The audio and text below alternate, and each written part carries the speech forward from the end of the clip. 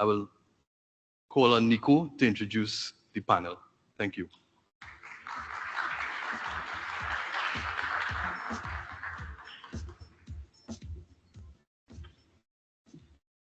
Good morning, everyone. I'm always excited to be the last thing that stands in front of lunch. But I promise you we'll have a very good panel today, and it will be interactive in the sense that you guys will be able to ask direct questions. And we'll see a little bit about how, in practice, we're intersecting artificial intelligence, cybersecurity, and smart operations for business resilience and, of course, national resilience, right? So our panel today, we're going to talk about how you move from AI-powered decision-making to actually having a framework that encompasses cybersecurity, smart infrastructure, and basically how do you do that with real-world applications while managing emerging risks and the strategic shifts to ensure that the public services are future-facing and your business and critical systems are future-proof. So with that, let me introduce the panel today. So I'd like to invite Sherwin Ragunanan, who is the head of operations for iGovTT, to the stage.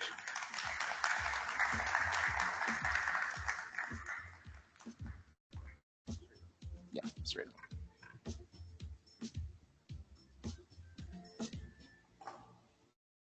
And then following Sherwin, we have Daryl Bain. Daryl Bain is the Chief Risk Officer for Trinidad and Tobago Unit Trust Corporation.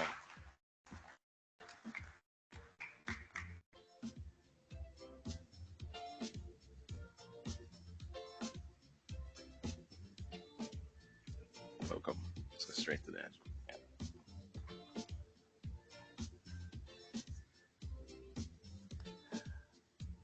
Following Daryl, we have David Green, and David Green is the Managing Director for the Caribbean for Cypher.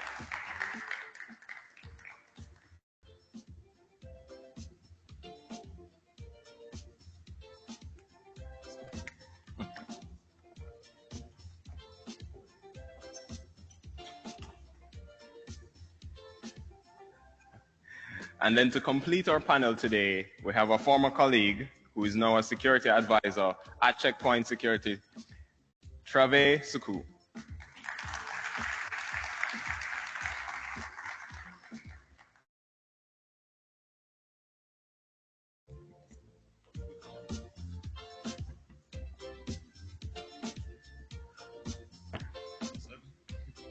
All right. Peter. We're meeting for the first time.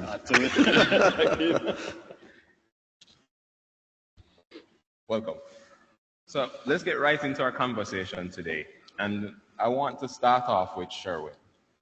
And what I want to do for the audience today is let us define what we mean by national resilience, especially from an iGovTT perspective as a representative of the public sector. What does national resilience mean for you, and how do you go about measuring the performance against that target today? Thanks, morning, Nico, and thanks for having me here. I think something is wrong with this seat because it keeps getting all the hard questions.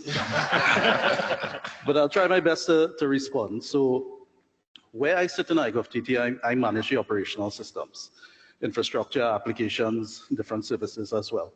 So when we talk, for me, when I look at national resilience, it looks at how it is we provide services to our customers and to their customers with a minimal disruption and interruptions to services, while of course maintaining the level of security that they need from that. So there's a level of, and we heard it in several of the panel discussions, a level of trust that we need to build with our partners, with our customers, and with the end users so that they feel confident that we have their backs in being able to continue services in the face of whatever that may happen. Thank you. And Daryl, just following up on what Sherwin said, I mean, a key part of resilience is obviously our financial system.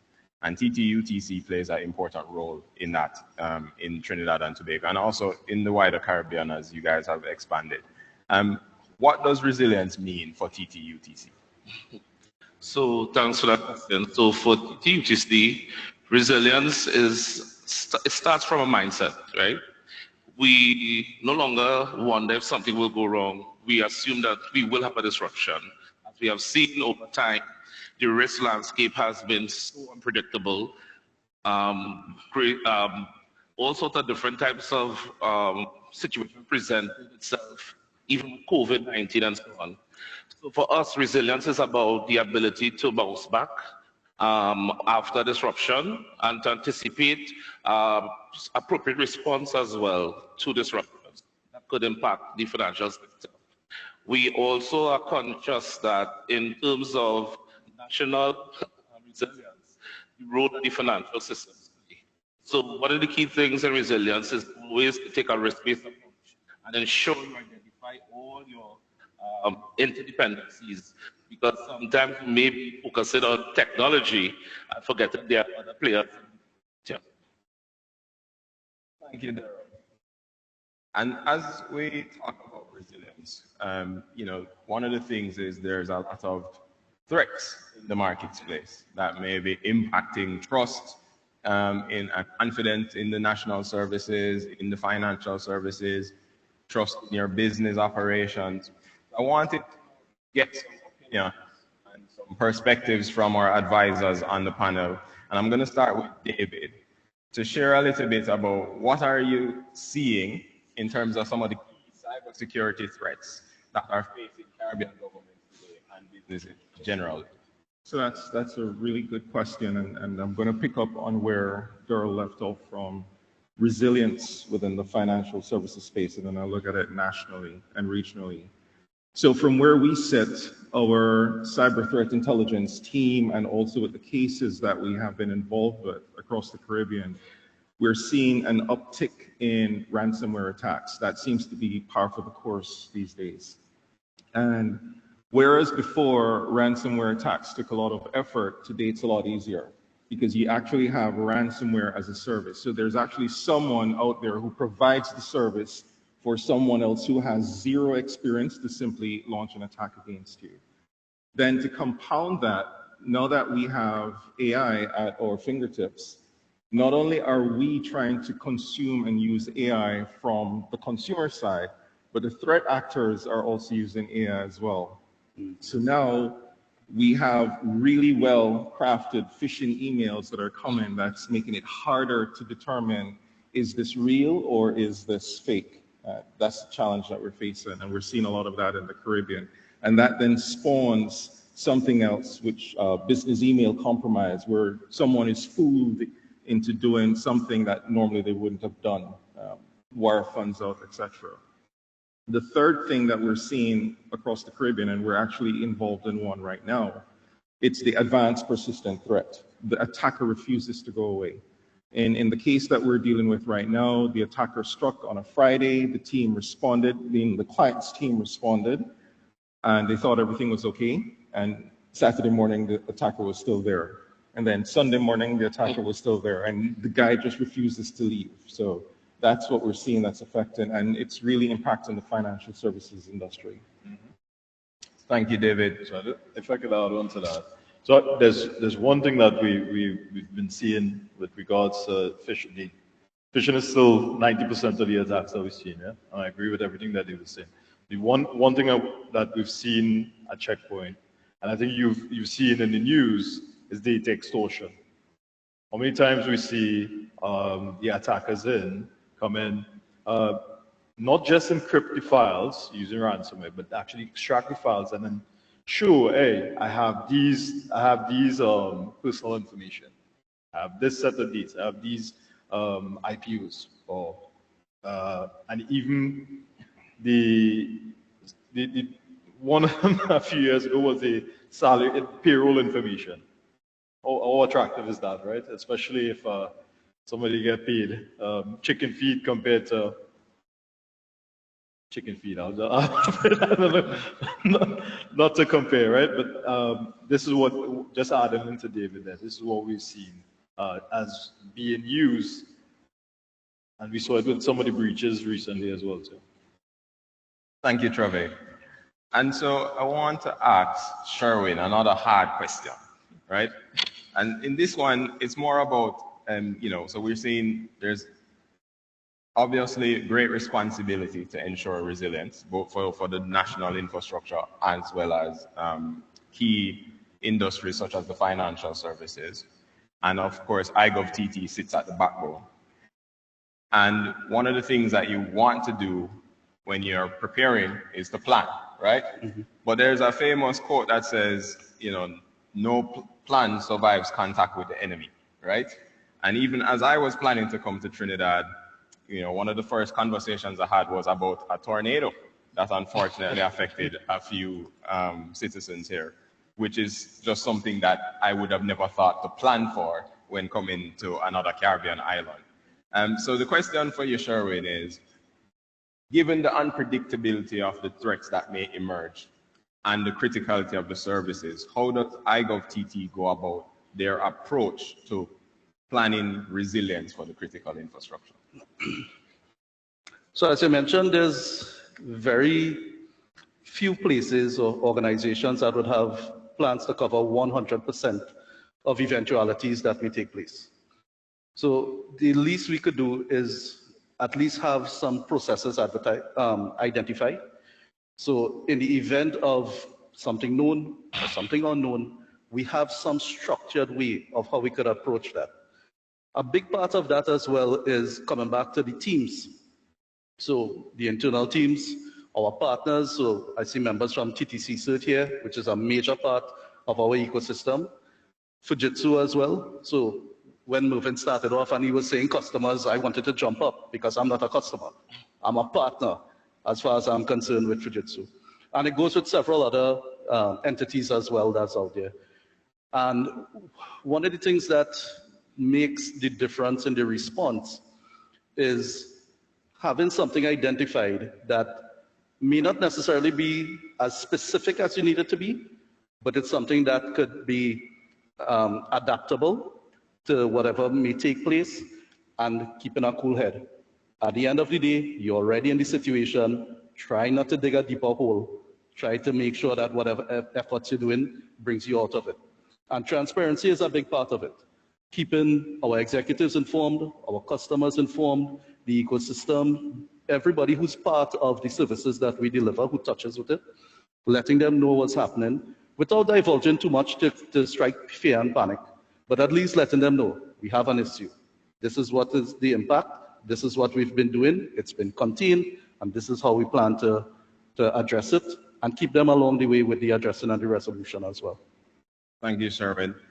And Daryl, let's have the perspective from TTUTC. You have the enviable job of managing risk and ensuring, as a part of risk and compliance, I'm sure planning is critical. And then, there's an approach to how you communicate that, how you get people on board. From a TTUTC perspective, how do you guys approach resilience? So resilience for us is part of the culture now. It is not a one-time event. It's not an ICT issue. It's a business issue. So everyone is involved in resilience. So any decisions that have to be made, resilience is a factor in making those decisions. From the perspective of the unknown, what we do is constant risk assessments, scenario analysis, yet we realize you can never predict every scenario.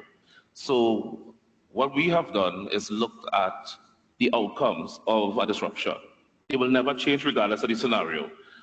So you may have a loss of people, you may have a disruption in a process, unavailability of a service, or unavailability or loss of a business, of a location, or even critical third party or supplier, etc. So we look at it from the outcome perspective, and we build responses to address those. Of course, they have to be tweaked, and this is why this is not a one-size-fits-all or one-time event, but it's a cultural thing. We constantly review and test our responses to different scenarios that we come up with, and even emerging threats that we see. One of the things that we found useful is also learning from others' mistake, right? So if we see a lot of cyber attacks happening, we do a lessons learned exercise internally. We simulate that what would the response be. We take stock of areas where there are gaps.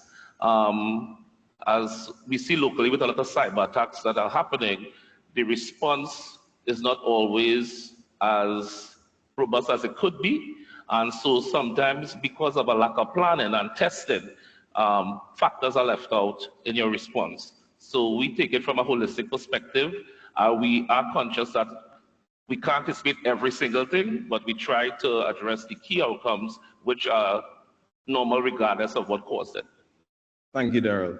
So Trave, I want to jump to you. How would you share some advice around ministries, department, agencies, businesses, in terms of how they should approach their resilience plan?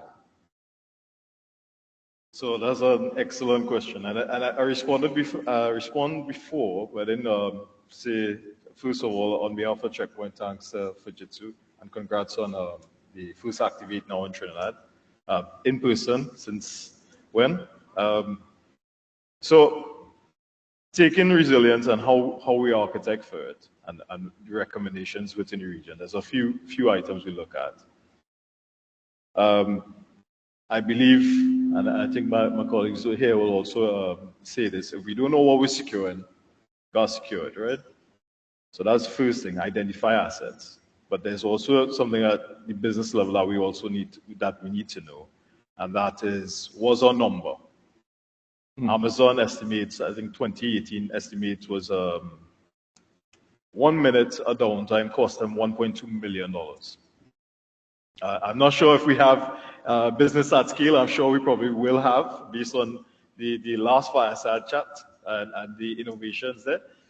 But if we know that number, so we know assets, we know the number. Now, we look at scenarios now. What could take us down, and how do we architect for that? So once we have these three factors, we could then say, all right, the critical services need these complementary controls to be able to handle these scenarios.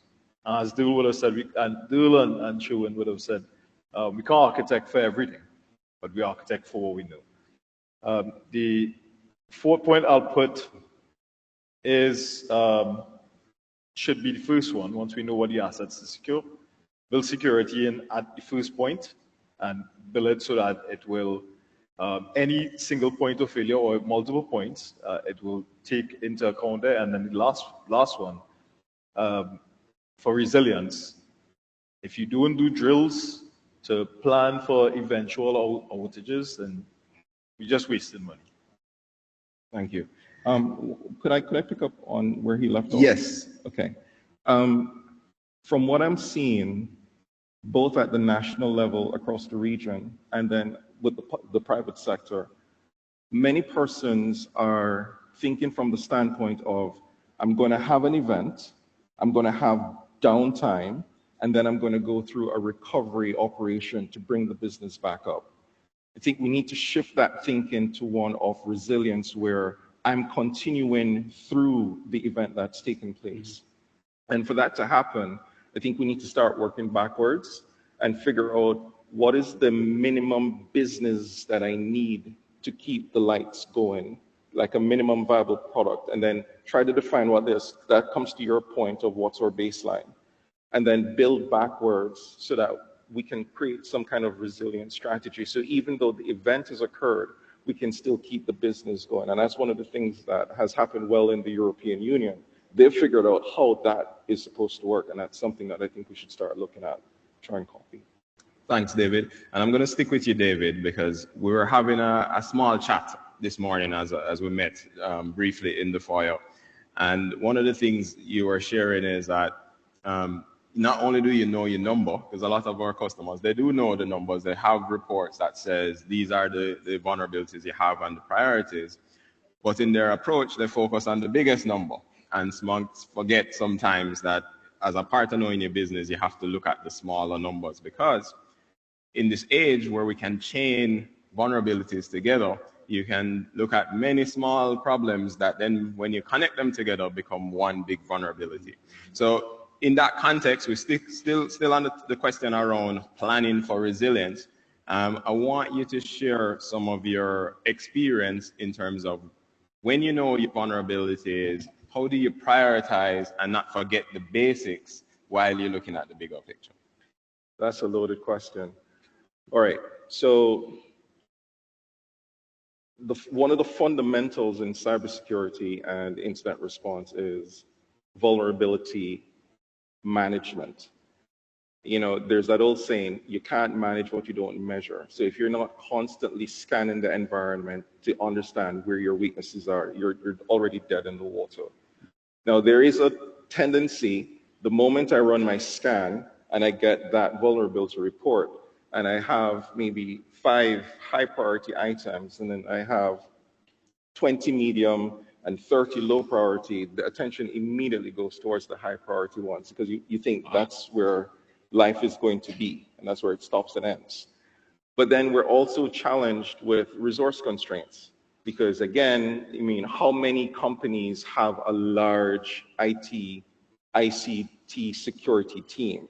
Sometimes it's one individual to a team of God knows how many employees that they need to manage. I mean, you're one of the lucky ones, but still, you have a resource constraint, right? So at the end of the day, it really comes down to understanding what my critical systems are, the impact that those critical systems are going to have to the business should those critical systems go down, and then being in a mode of continuously identifying and fixing, and then to the point that you made when we were talking this morning at coffee, I could have 30 low priority vulnerabilities, but once I daisy chain those 30 priorities together, that becomes one giant vulnerability that a threat actor can utilize, right? It pains me to say this, but we keep running around the same tree all the time, trying to deal with the same stuff. The basics keep getting left behind. We implement systems and we don't do configuration checks. We implement systems and we don't change passwords. It is painful that you go into a client's environment and the username is admin, the password is admin, and they've been using this particular firewall or device for the last 15 years. And like, okay, what gives, all right? The other thing too is the need for multi-factor authentication. That's another basic thing. And let me just put a pin right here.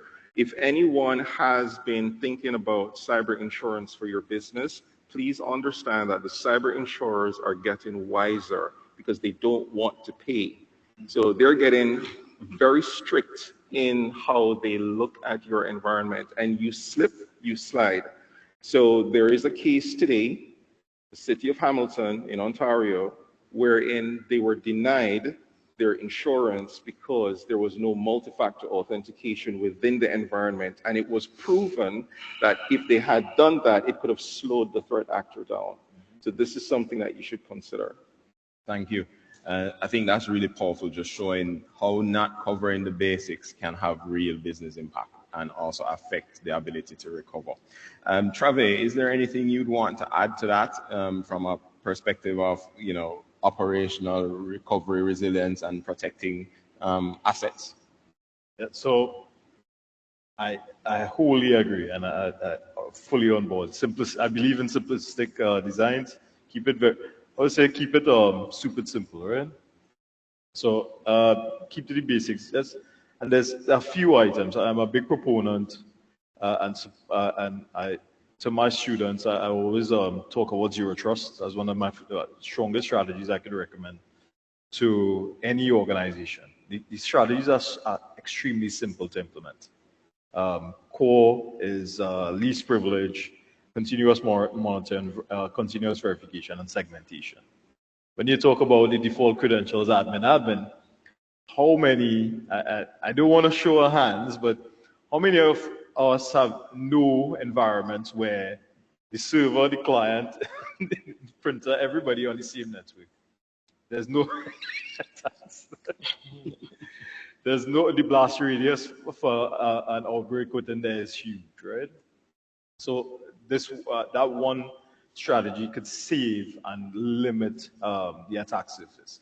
One more item I would recommend highly We see a lot of people talking about detect.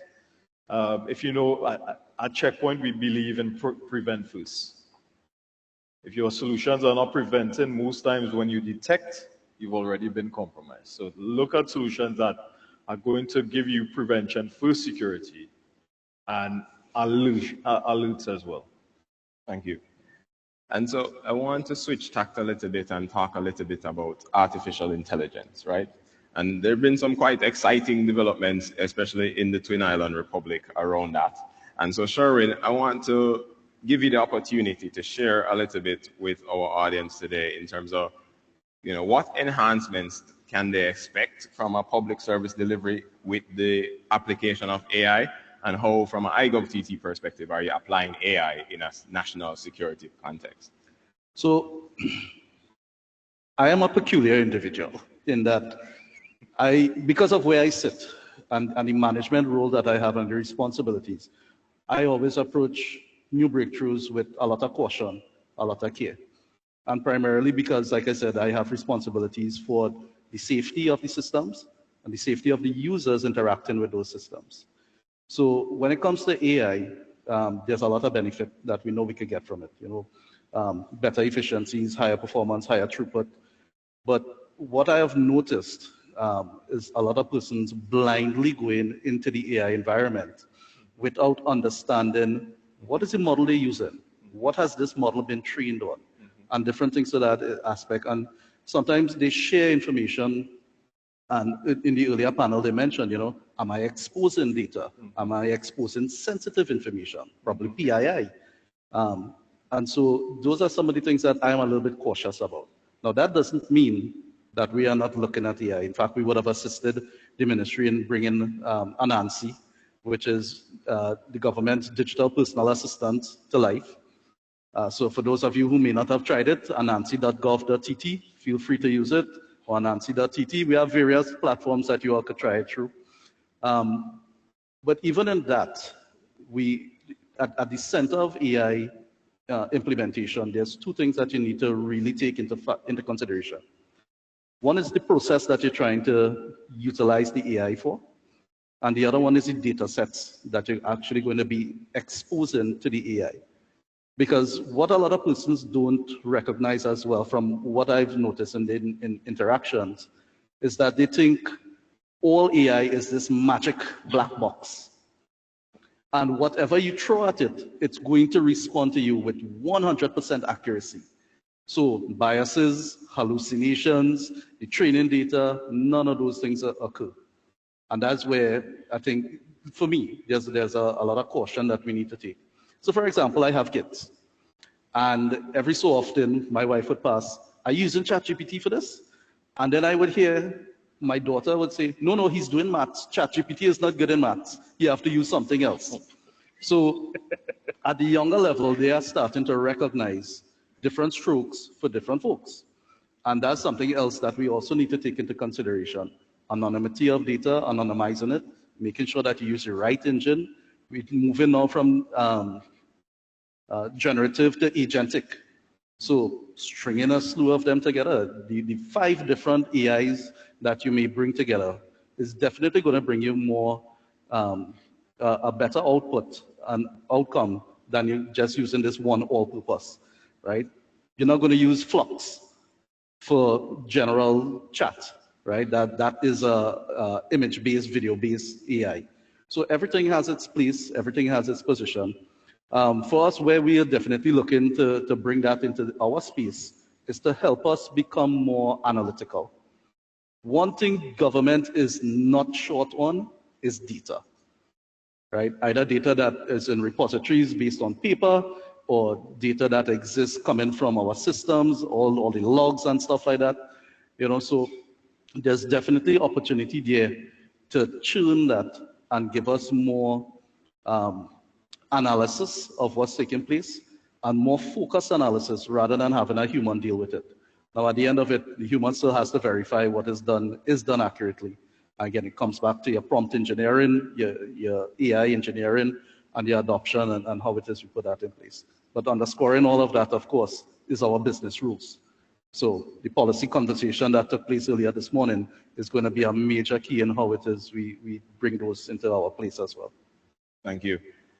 And Daryl, I want your insights as well on that, especially given, 2 years ago, I had the opportunity to come and meet the executive team at TTUTC and then attend the Bankers Association conference. But the important bit I shared in that meeting was, it really resonated with me, the mission of TTUTC, and I felt very aligned to it. And I gave a story of a book that my father would have me read when I was younger, right? Because my father is actually a Trinidadian national, even though I grew up in Jamaica. But he would have me read about the house of Mr. Bijwa and how Mr. Bijwa was really, working hard to build his house and to realize his ambition. And I thought that really resonated really well with UTC's mission. And so the question for me is, how is UTC, leveraging the new technology like AI to accelerate the fulfillment of that purpose, but, within a framework that manages the risks? Thanks for that. I hope you have an account, right? So UTC's approach is one where we are not naive to think AI is all bad. We have to get up to speed, but we must do so in a balanced way. We have to balance risk with reward and make sure that the use cases, as Sherwin mentioned, are risk assessed before we implement. I'll give an example. Somebody spoke about Amazon earlier. Amazon implemented an AI process for recruitment. There were biases in that process, and females were being discriminated against. And they end up facing legal disputes and even scrapping that whole system eventually. So because AI is a hot topic, everybody has to capitalize and wants to capitalize, but you must assess the risk. There are different use cases in every organization, and in the financial sector, we too need to analyze data to better serve our customers and to make life easier for them. AI could help in terms of a 24/7 access to information. So we could have a chatbot that people could ask questions if you don't have the time to physically visit, as well as help your transactions and stuff. So we are looking at AI as an enabler for the business, but also ensuring we do that in a secure way and a responsible way. So there are principles that will govern how we use AI. And so we have even focused on AI governance and developing policies to guide that conversation. It's important that when we say as an organization or a sector, we go in the AI way, we understand what that really means and what is responsible usage. Thank you. And I'm going to change topic a little bit. You have something, David? Yeah, yes, right. Go ahead. So in just the same way that all of the entities that are in here today, they see Fujitsu as a partner. And they would have sat down with Fujitsu and they would have had conversations around their culture and how there's the intersection between the two. And then obviously risk here would have done significant vetting of Fujitsu before, we finalize everything. I think we need to look at AI in the same way. Far too often, we're looking at AI as a one-stop shop and everything, once we have AI in, that's it, I can step back. AI should be treated as a partner, not as a buck stop. That's how we should look at it. Thanks, David. And so I want to bring in a bit of the human element. We talked a lot about technology. We talked a lot about knowing your numbers. Trave is clearly a salesman. And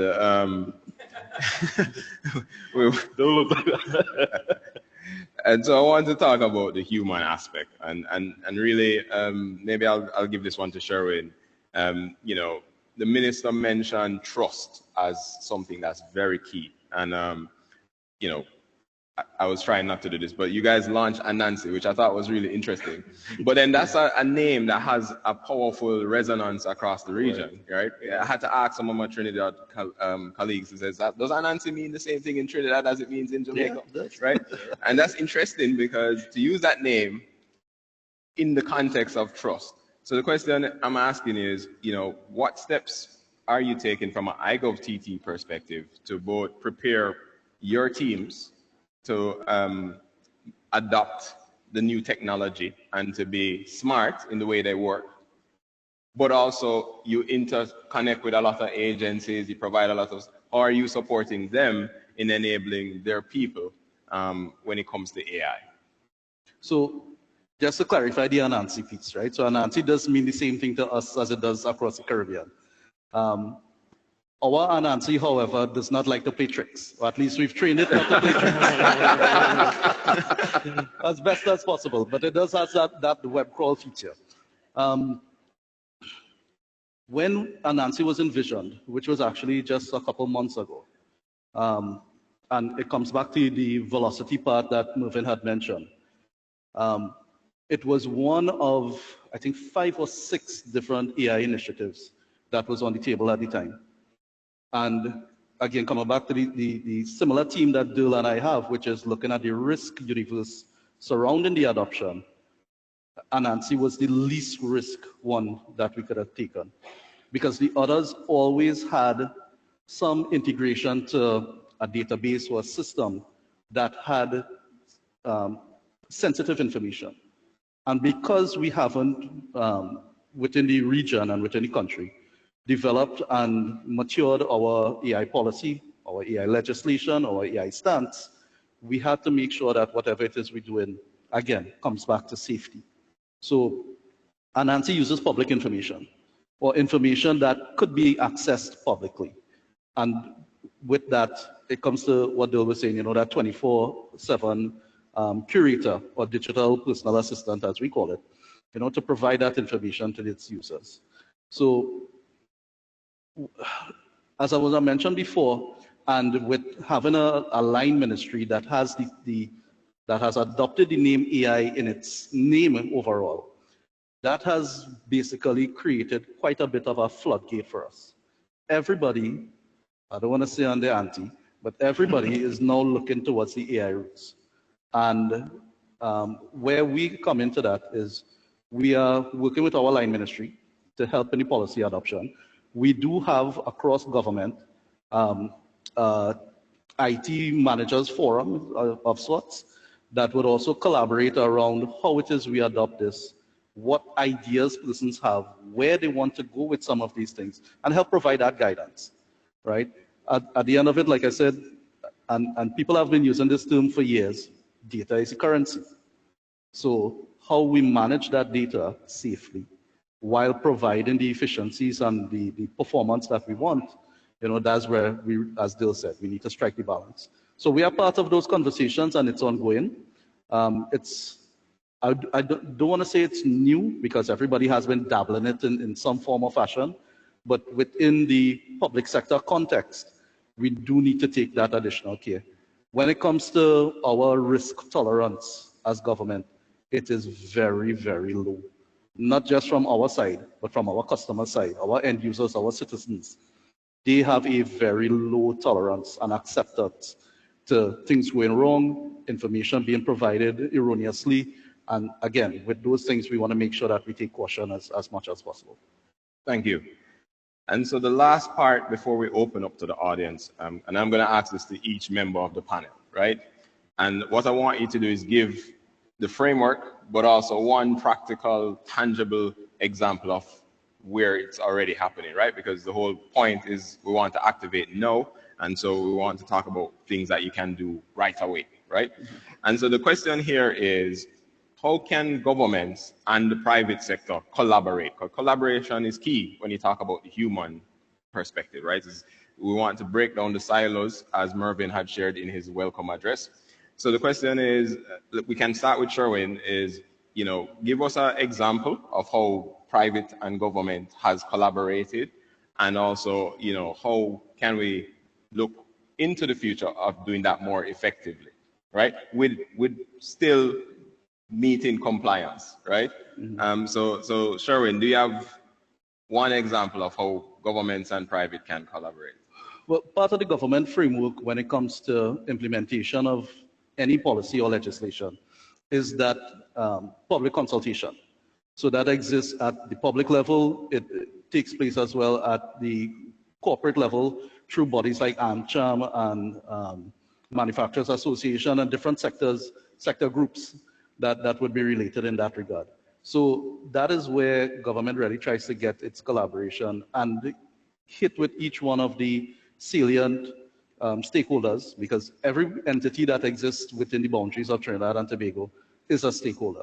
And in fact, we have some entities that may be external to the country as well that are also stakeholders. So through those different forums, we always try to make sure that we solicit the feedback and the comments from all parties necessary, so that whatever is created and whatever is put forward, as would have been mentioned in the earlier panel, it doesn't stifle the innovation, but puts it in a space where it could flourish and grow, both for individual organization development as well as national prosperity. Thank you. Daryl? So I agree with Sherwood, and I recall in 2012 when government was developing a national cybersecurity strategy. One of the tactics they used was to convene a task force of persons spanning academia, financial services, government, and a lot of stakeholders that would be valuable to that conversation, and forming subcommittees to even implement strategic parts of the strategy once finalized. I think the inclusion is critical for the success, and it's an opportunity as well to make sure there's alignment on a national level, because sometimes I heard people speak about it earlier where legislation may inhibit the progress you want to make. So it's good to have everyone at the table at the beginning to have the conversation. So a cross-functional team working towards a holistic strategy would help significantly to do just what we are talking about today. Thank you. David? And then picking up from where he left off, government is focused on government. Government doesn't have certain expertise, especially the sticky expertise like what Trevi and I would have in our respective areas. So integrating us with what government is trying to do would help to not only be proactive in securing everything that someone like iGovTT is doing, but also be able to respond when something actually goes sideways. So embedding us in something like the cyber drill that you did, and commendations to you guys for doing that. And I hope that it's not a one-time thing. No. You need to keep doing it more. Embedding us into that would allow us to bring additional experience from other parts of the globe to then say, hey guys, just from a use case perspective, here's something that we would have seen that you need to give consideration to because you would not have been exposed to it. Because again, you have your known knowns and your known unknowns, and you've got to work on that. Thank you. Trevi. So that's a hard to follow away. So I think all of us in the room here, we agree wholly. And just thinking about how the question should be, how the question is containing those two entities, public and private. The role of government, and the minister would have said it, is for the citizens. And the role of business is to innovate and drive further business. So how do we intersect? So collaboration is one, cyber drills. Again, I as well support that. And I would like it to be expanded, include a lot more private, include specialists within the region. We do have a lot of talent in Trinidad and across the region that are willing to add in there. But looking at the intersection, regulation is going to be one, but businesses would say less regulation, government would say more, right? How do we regulate and then reward? That's my key contribution besides collaboration. Yeah. All right, thank you. So at this time, we have about 10 minutes left, so I want to give the audience the opportunity to ask questions. So if you have a question, just raise your hand and we'll get a mic to you.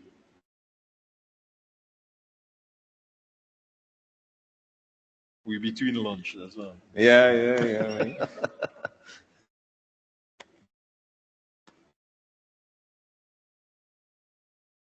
So listening to the panel speak about security and AI, it reminded me about the threat that the payments industry, the card payments industry is facing and faced many years ago, where the very sophisticated fraudsters whose business is only to defraud created a 10 to 12 billion US dollar industry with fraud.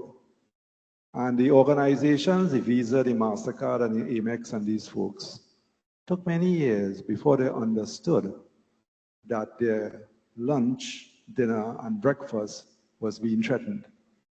They understood it, and what they did is that they actually engaged in adopting AI technology at the time. It was rudimentary, using a lot of predictive technology to stave off or predict when a transaction might be fraudulent. What I'm getting to is this. So at the end of it, a lot of money was saved, and now it's very sophisticated. What I'm hearing this panel say, and I think Sherwin in particular, I just want to make sure, is that I don't think we have the, I'm not saying you said this, huh? I don't think we have the luxury of waiting to see how the ducks will line up, how the security measures will be put in place before we are facing serious threat. Because what I am seeing is that the perpetrators of fraud are becoming extremely expert at using AI. Mm-hmm. And it's going to threaten us, and has threatened our other countries at the national level. I'm talking about infrastructure, national services, and so forth, and also threatening organizations. So my question is, with that context that I just gave, is what could be done? I mean, you are the experts in the security area and digital area. What can be done for us to accelerate the use of AI solutions? Can we now say we have investments, or there are studies being done? Or what can we do for things like predictive type solutions, that you can look at patterns and so forth and use AI to actually counter the threat of AI? So I'm not sure if I'm expressing myself properly. What I'm saying is that the threat is real, it's significant, it could attack us at organization and national levels. And we simply, in response, cannot wait. And I do appreciate all the security control and concerns, but we have to be able to embrace AI technology to be able to counter the AI threat. That's my point. If I could, if I could respond. yeah. So just to be clear on the message that I would have brought, I am not saying to wait, right? The title and theme of this summit is Activate Now. And I think that is still being late. We needed to activate sometime in the past. True. IT is no longer on the linear scale that it was 10, 15 years ago. IT is now on an exponential scale. And for those of you who may not remember your secondary school maths, that means we're going up a rather steep slope in a very short space of time. One of the things I even remind my team of is that we unfortunately decided to choose one of the hardest industries and sectors to move into, because the pace at which things are evolving is much, much, much more rapid. At one point in time, we know an IT life cycle was 5 years. That shrunk to 3 years. That shrunk to 18 months. Now it's 3 months. And with quantum computing on the horizon, that is going to shrink even more. So I am not saying to wait. What I am advising, though, is whatever steps you take, make sure you take the necessary caution that you need to do with it. There's a 2025 MIT study that was released that a lot of corporations, this is large multinational, large corporations in the US that they would have surveyed. 95% of their generative AI projects failed. And because of several reasons. But the two foundational reasons were what I would have mentioned. They didn't identify the processes that they needed properly, and they didn't assess the data that they had properly. And it led to several different issues, right?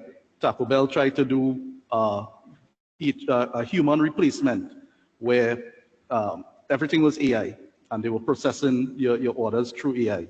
And they lost millions, hundreds of millions of dollars because of wrong deliveries. Similarly with McDonald's. So I am not saying to pause.